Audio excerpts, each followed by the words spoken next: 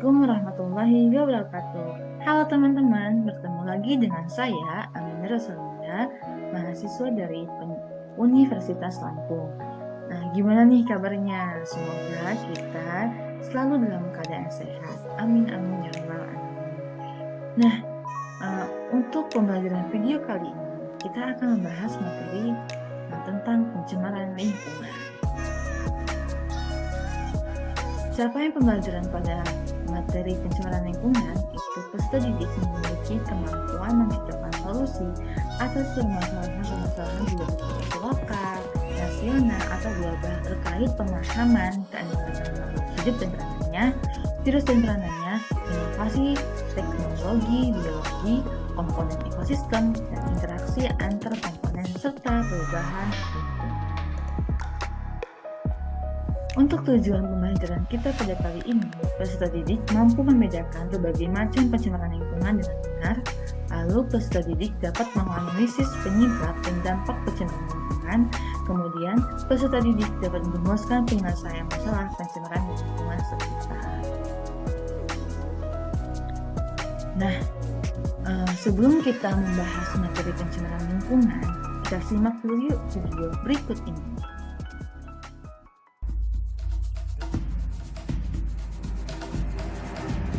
Salah satu masalah utama lingkungan hidup adalah polusi atau pencemaran lingkungan hidup. Menurut penelitian, diperlukan jutaan tahun untuk menyembuhkan polusi udara, air, dan tanah agar dapat normal kembali. Sektor industri dan asam kendaraan bermotor menjadi sumber utama polusi udara.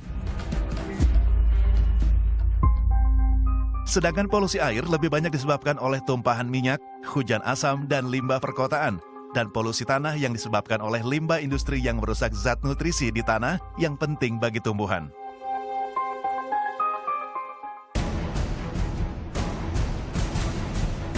Selain polusi, pemanasan global juga menjadi isu utama lingkungan hidup. Sayangnya, sebagian besar pemanasan global terjadi karena ulah manusia seperti emisi gas rumah kaca. Efek dari pemanasan global sendiri menyebabkan meningkatnya suhu lautan dan permukaan bumi. Hal ini berdampak mencairnya es di kutub, kenaikan permukaan air laut, dan rusaknya pola alami musim yang menyebabkan bencana alam seperti banjir bandang, bahkan badai salju.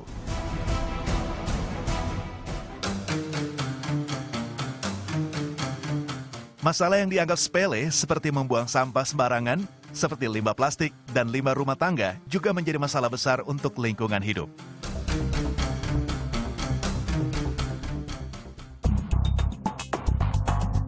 Tak hanya itu, limbah industri yang sering dibuang ke sungai juga menyebabkan ikan-ikan mati dan menyebabkan hancurnya ekosistem sungai. Nah, dari video tadi, menurut teman-teman, apa saja akar permasalahan dari pencemaran lingkungan? Ya, itu sektor industri, kendaraan bermotor, penumpahan minyak pada sungai, limbah perkotaan, limbah industri yang merusak nutrisi di tanah yang penting bagi tumbuhan.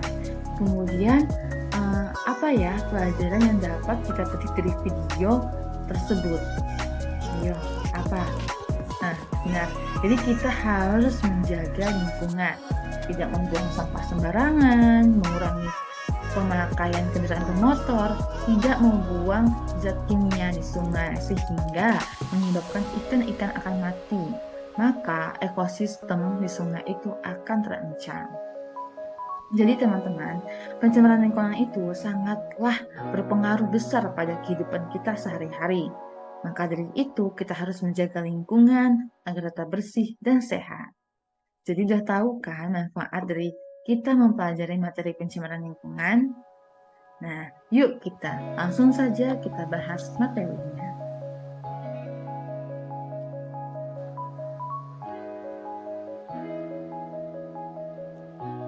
Apa yang terjadi jika lingkungan tempat kita tinggal tidak dijaga dengan baik? Kenapa? Ya, jika kita tidak bisa menjaga lingkungan kita dengan baik, maka lingkungan kita akan tercemar. Seperti tadi, ketika kita membuang sampah sembarangan di sungai atau kita melakukan pembakaran sampah, itu akan terjadinya pencemaran lingkungan baik itu di udara, tanah maupun air.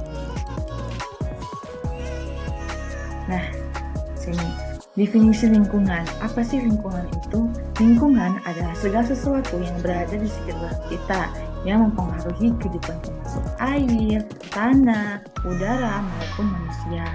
Nah, lingkungan itu dikatakan tercemar ketika terjadi penambahan zat atau bahan-bahan yang dapat merusak keseimbangan alam. Nah, contohnya tadi kan seperti pada sungai. Sungai itu dikatakan tercemar apabila sungai tersebut terjadinya penambahan zat kimia atau sampah-sampah sehingga menyebabkan sungai tersebut tercemar. Selanjutnya yaitu pengertian dari pencemaran lingkungan itu. Nah, pencemaran lingkungan adalah proses interaksi benda atau makhluk hidup atau zat lain baik masuk ataupun dimasukkan oleh faktor alam maupun manusia ke dalam lingkungan hidup sehingga mengganggu keseimbangan lingkungan hidup tersebut. Dan untuk pencemaran lingkungan itu diakibatkan oleh dua faktor, yaitu oleh manusia dan alam. Nah, tadi kita sudah membahas pencemaran lingkungan. Lalu bagaimana sih keseimbangan lingkungan itu seperti apa? Jadi, lingkungan yang seimbang itu memiliki daya lenting dan daya dukung yang tinggi. Daya lenting itu adalah daya untuk pulih kembali ke keadaan seimbang. Jadi, daya lenting itu yang tadinya si lingkungan tadi itu tercemar, dia akan dipulihkan kembali ke keadaan semulanya agar lingkungan tersebut tidak tercemar. Kemudian daya dukung adalah kemampuan lingkungan untuk dapat memenuhi kebutuhan makhluk hidup di dalamnya. Nah, selanjutnya kita akan membahas tentang macam-macam pencemaran lingkungan. Nah, pencemaran lingkungan itu ada 3, yaitu pencemaran udara, pencemaran air, dan pencemaran tanah. Pencemaran udara. Nah, pencemaran udara itu peristiwa pemasukan atau penambahan senyawa, bahan atau energi ke dalam lingkungan udara sekitar, baik itu di kegiatan alam dan manusia, sehingga temperatur dan karakteristik udara tidak sesuai lagi untuk tujuan pemanfaatan yang paling baik, atau dengan singkatnya dapat dikatakan nilai lingkungan udara tersebut telah menurun.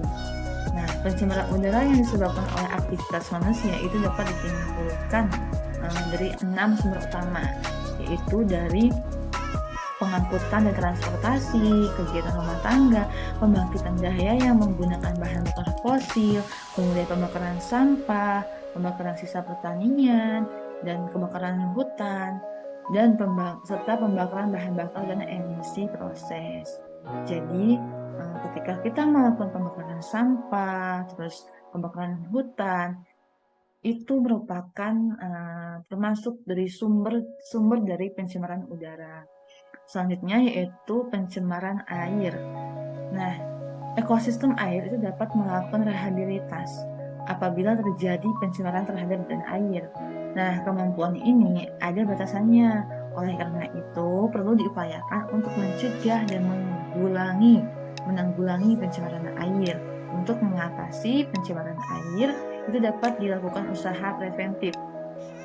Jadi, misalnya dengan tidak membuang sampah dan limbah industri ke sungai. Kebiasaan membuang sampah ke sungai itu dan di seberang tempat hendaknya itu diberantas dengan memberlakukan peraturan yang diterapkan di lingkungan masing-masing secara konsekuen, agar sampah-sampah hendaknya itu dibuang pada tempat yang telah ditentukan. Kemudian yang ketiga yaitu pencemaran tanah. Nah, pencemaran tanah itu adalah di mana kondisi tanah itu tercemar oleh bahan kimia bahaya seperti polutan atau kontaminan yang dapat berasal dari sumber manusia ataupun alam. Nah, pencemaran tanah itu dapat menyebabkan kerusakan kesehatan manusia, flora, dan fauna, serta mempengaruhi pertumbuhan dan produksi tanaman. Pencemaran tanah berbahaya bagi ekosistem. Misalnya, limbah yang tidak tepat dapat mengakibatkan kepunahan massa hewan yang dapat terjadi akibat dampak dari pencemaran tanah. Nah, tadi kan sudah tercemar tuh tanahnya. Lalu bagaimana sih eee untuk mengurangi atau mencegah pencemaran tanah tersebut? Yaitu ada solusinya. Solusinya itu bisa menggunakan tanaman pembersih seperti tumbuhan kelapa dan semak, kemudian menggunakan sistem pertanian organik yang menghindari penggunaan bahan kimia berbahaya. Selanjutnya kita akan membahas materi faktor-faktor pencemaran. Nah, di sini faktor-faktor pencemaran ini itu disebabkan oleh dua faktor ya, yaitu faktor manusia dan faktor alam. Nah, pada gambar di sebelah kiri saya itu terlihat tumpukan-tumpukan sampah ataupun zat-zat kimia yang berada di sungai, sehingga sungai tersebut mengalami terjadinya pencemaran. Kemudian yang sebelah kanan ini itu terjadinya kebakaran sampah. Itu mereka melakukan pembakaran sampah sehingga polusi di udara itu akan terjadi. Selanjutnya yaitu, nah di sini itu ada faktor ulah manusia lagi, itu disebabkan oleh kendaraan bermotor atau kendaraan yang dia mengeluarkan asap, sehingga di udara ini terjadinya polusi, sehingga di udara tersebut terjadilah pencemaran. Yang kemudian yaitu penebangan hutan. Nah, di sini banyak sekali ya pohon-pohon yang sudah ditebangi oleh manusia tetapi tidak ditanam kembali. Nah, selanjutnya yaitu faktor pencemaran disebabkan oleh faktor alam, yaitu terjadinya gempa bumi, kemudian kebanjiran, lalu erosi atau gunung meletus, kemudian di sini ada tanah longsor. Jadi pencemaran tersebut terjadi oleh faktor alam. Selanjutnya, tadi kan kita sudah membahas tuh dari pengertian pencemaran lingkungan, terus macam-macam lingkungan, lalu dari faktor-faktor lingkungan, dari faktor-faktor pencemaran lingkungan. Ketika lingkungan tersebut tercemar, apa sih yang harus kita lakukan agar lingkungan tersebut tidak tercemar? Itu ada 3, yaitu pencegahan, penanggulangan, dan pemulihan. Jadi kita bisa melakukan pencegahan pada pencemaran lingkungan. Apa sih pencegahan itu? Pencegahan adalah upaya untuk mencegah terjadinya pencemaran lingkungan. Itu kita bisa melakukan dengan cara pengolahan limbah dengan benar, lalu menggunakan bahan-bahan yang ramah lingkungan, tidak membuang sampah di sungai atau sumber air lainnya, menggunakan deterjen yang ramah lingkungan, rutin melakukan upaya pembersihan sumber air, dan menanam pohon di setiap lahan tersedia. Kemudian yang kedua yaitu penanggulangan. Penanggulangan ini adalah upaya untuk mengendalikan sumber pencemaran dan memperbaiki kondisi lingkungan yang sudah tercemar. Nah, upaya penanggulangan itu bisa dilakukan dengan cara reboisasi atau penanaman kembali hutan yang gundul. Yang tadinya hutan tersebut sudah ditebangi pohon-pohonnya, alangkah baiknya kita menanam kembali pohon tersebut agar hutan tersebut terjaga ekosistemnya. Kemudian melarang pembabatan hutan secara semena-mena. Ketika banyak sekali ya di Indonesia itu seperti melakukan pembabatan hutan atau pembabatan tumbuh-tumbuhan yang ada di hutan itu, sehingga kita dengan cara menanggulanginya itu dengan melarang pembabatan hutan tersebut agar tidak terjadinya pencemaran lingkungan. Kemudian menerapkan sistem tebang pilih. Nah, selain itu, upaya penanggulangan lingkungan juga melibatkan pengendalian sumber pencemaran dan penggunaan teknologi untuk mengatasi masalah pencemaran lingkungan. Nah, upaya ini mencakup pengawasan lingkungan, penggunaan energi alternatif, penggunaan alat transportasi alternatif, pembangunan berkelanjutan, pemulihan lingkungan pendidikan, dan kesadaran pada masyarakat. Lalu yang ketiga yaitu kita bisa melakukan dengan cara pemulihan. Nah, pemulihan di sini itu upaya untuk mengembalikan kondisi lingkungan ke kondisi semula setelah terjadinya pencemaran. Upayanya itu bisa dilakukan dengan remediasi, yaitu upaya pemulihan pencemaran lingkungan hidup untuk memperbaiki mutu lingkungan hidup. Kemudian yang kedua yaitu upaya pemulihan untuk mengembalikan nilai, fungsi, dan manfaat lingkungan hidup, termasuk upaya pencegahan kerusakan lahan, memberikan perlindungan, dan memperbaiki ekosistem yang sudah tercemar. Kemudian restorasi. Restorasi itu upaya pemulihan untuk menjadikan lingkungan hidup atau bagian-bagiannya yang berfungsi kembali sebagaimana semulanya.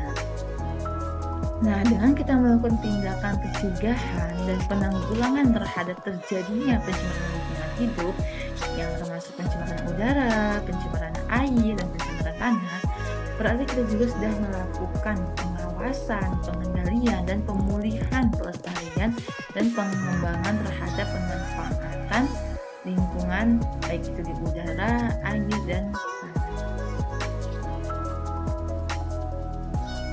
Nah, ini tadi ya, sudah dari pencemaran itu sebagai pencegahannya itu bisa melakukan pendaur ulang sampah, kemudian melakukan sistem tebang pilih. Nah, selanjutnya yaitu kesimpulan. Nah, untuk kesimpulan pada pembelajaran kita pada kali ini yaitu menjaga lingkungan hidup dengan baik itu akan berdampak pada keberlangsungan hidup. Nah, dengan kita menjaga lingkungan hidup dengan baik, maka alam maupun lingkungan di sekitar kita itu akan tidak akan tercemar dan selalu dalam keadaan sehat, sehingga kita juga sebagai manusia akan merasakan dampak positifnya jika lingkungan tersebut dinyatakan sehat dan baik. Kemudian maka dari itu kita harus menjaga lingkungan. Nah, menjaga lingkungan tersebut itu merupakan tanggung jawab dari kita bersama. Jadi, teman-teman, dengan kita mempelajari materi ini, yaitu materi pencemaran lingkungan, kita bisa menjaga lingkungan di sekitar kita. Kita tidak boleh membuang sampah sembarangan, tidak boleh melakukan penebangan hutan secara tidak wajar ataupun secara sewenang-wenang.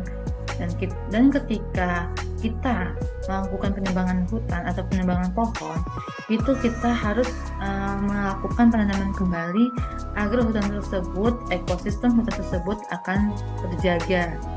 Maka dari itu kita harus menjaga lingkungan kita agar lingkungan kita bersih dan sehat. Baik, sekian materi kita pada hari ini. Semoga materi yang kita pelajari pada hari ini bermanfaat bagi kita semua. Saya mohon maaf apabila salah dalam penyampaian materi ataupun salah dalam pengucapan kata. Saya akhiri. Wassalamualaikum warahmatullahi wabarakatuh. Terima kasih.